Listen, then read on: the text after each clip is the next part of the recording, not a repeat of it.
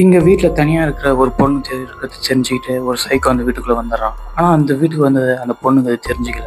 ஆனா வீட்ல யாரோ இருக்காங்கன்னு சொல்லிட்டு அந்த வீடு ஃபுல்லா தேட ஆரம்பிக்கிறாங்க. ஆனா அந்த வீட்ல யாருமே இல்லைன்னு சொல்லிட்டு ஃபோன் யூஸ் பண்றதுக்காக உட்காந்து ஃபோன் யூஸ் பண்ண ஆரம்பிச்சாரு. ஆனா அந்த பொண்ணு தேடின மாதிரியே அந்த சைக்கோ அங்கே தான் இருக்கான். அந்த பொண்ணு ஃபோன் யூஸ் பண்ணிட்டு பார்த்த உடனே ஒரு கோடல் எடுத்து அந்த பொண்ணு கொல்றதுக்காக ரெடி ஆகிறான். அப்படி இந்த சைக்கோ கொலை வரதை தெரிஞ்சுக்கிட்டு இந்த பொண்ணும் வேற ஒரு இடத்துக்கு ஓடி போய் ஒழிஞ்சிக்கிறா. ஆனா அந்த சைக்கோ கண்டுபிடிச்சி நீ நான் கொல்ல போறேன்னு சொல்லி கதவிட்டு இருந்து சொல்றான். இவன் கிட்ட இருந்து தப்பிக்கணும்னு ஒரே வழிதான் குதிக்கணும்னு சொல்லிட்டு அந்த வீட்டு ஜன்னல்ல இருந்து குதிக்க ஆரம்பிச்சிருவா.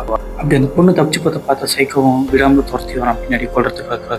எப்படியாவது இங்கேருந்து ஓடி சிட்டிக்கு போயிட்டு நம்ம தப்பிச்சலாம்னு சொல்லிட்டு அந்த பொண்ணு உடனே வேகமாக சிட்டியை நோக்கி வேகமாக ஓடாது. அப்படி ஓடிட்டு பார்த்தீங்கன்னா அவனை வேற ஒரு பொண்ணு குறுக்கால வந்த அந்த சைக்கோ அந்த பொண்ணு தேடி போக ஆரம்பிச்சிருவான். அப்படி அந்த பொண்ணு ஓட பார்த்தா ஒரு விஷயத்த காமிக்கிறாங்க. அந்த பொண்ணு வாய் பேசவும் முடியாது, காது கேட்கவும் கேட்காது. இதனால தெரிஞ்சுட்டு அந்த சைக்கோ இன்னும் ஸ்லோவாக போச்சுன்னு சொல்லிட்டு அந்த பொண்ணை கொல்றதுக்காக ஓடுவான். ஆனால் அந்த பொண்ணு ஒரு வழியாக ஒரு சிட்டியை நோக்கி வேகமாக ஓடிட சிட்டிக்கிட்ட போயிட்டு எல்லாருக்கிட்டையும் அவன் என்ன கொல்ல வரான்னு சொல்லிட்டு சொல்லுவான்.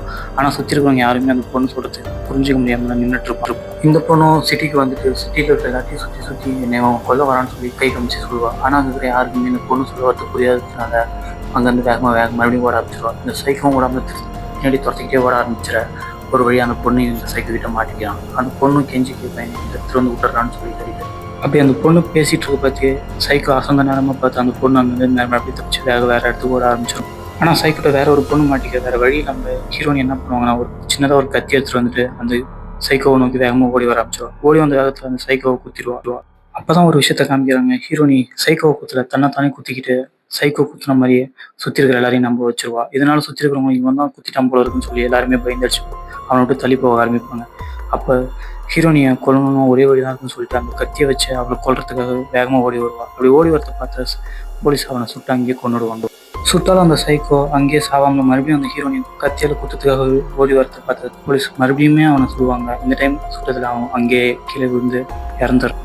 அப்படியே இந்த இடத்துல அந்த சைக்கோ அங்கேயே கீழே வந்து இறக்குற மாதிரி காமிச்சு இந்த கதை எப்படியோ இங்கே முடியுது. ஒரு வழியாக ஹீரோவோட அம்மாவும் மட்டும் அந்த சைக்கோட வந்து தப்பிக்கிறா. இந்த கதையும் இந்த இடத்துல ஹாப்பி என்டிங்காக முடியுது.